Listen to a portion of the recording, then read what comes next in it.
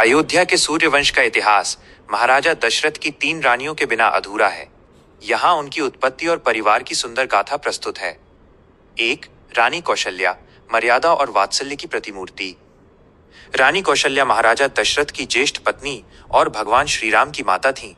वे अपने धैर्य और सादगी के लिए जानी जाती हैं। जन्मस्थान दक्षिण कोसल, वर्तमान छत्तीसगढ़ और ओडिशा का क्षेत्र। पिता राजा भानुमंत, माता रानी अमृत प्रभा। गाथा, कोसल देश की राजकुमारी होने के कारण उनका नाम कौशल्या पड़ा। उनका विवाह अयोध्या के वैभव को कोसल की सादगी से जोड़ने वाला एक पवित्र संगम माना जाता है। 2. रानी कैकेयी, साहस और सौंदर्य का संगम। कैकेयी महाराजा दशरथ की दूसरी और सबसे प्रिय पत्नी थीं। वे युद्ध कला में निपुण और अत्यंत साहसी महिला थीं। जन्मस्थान केकय देश, वर्तमान पाकिस्तान और अफगानिस्तान के बीच का सीमावर्ती क्षेत्र। पिता राजा अश्वपति, माता लोक कथाओं के अनुसार उनकी माता का नाम शुभलक्षण था, जिन्हें राजा अश्वपति ने एक विशेष वरदान के कारण त्याग दिया था।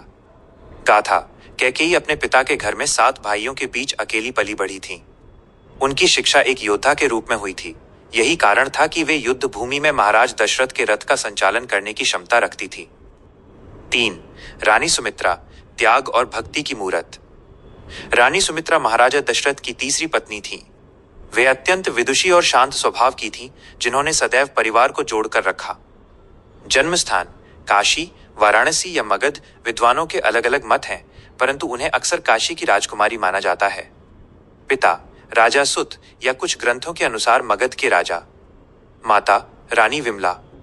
गाथा, सुमित्रा का अर्थ है वो जो सभी की अच्छी मित्र हो। उन्होंने लक्ष्मण और शत्रुघ्न को जन्म दिया और सदा कौशल्या के प्रति भक्ति और कैकेयी के प्रति सम्मान का भाव रखा। संक्षिप्त विवरण सारणी।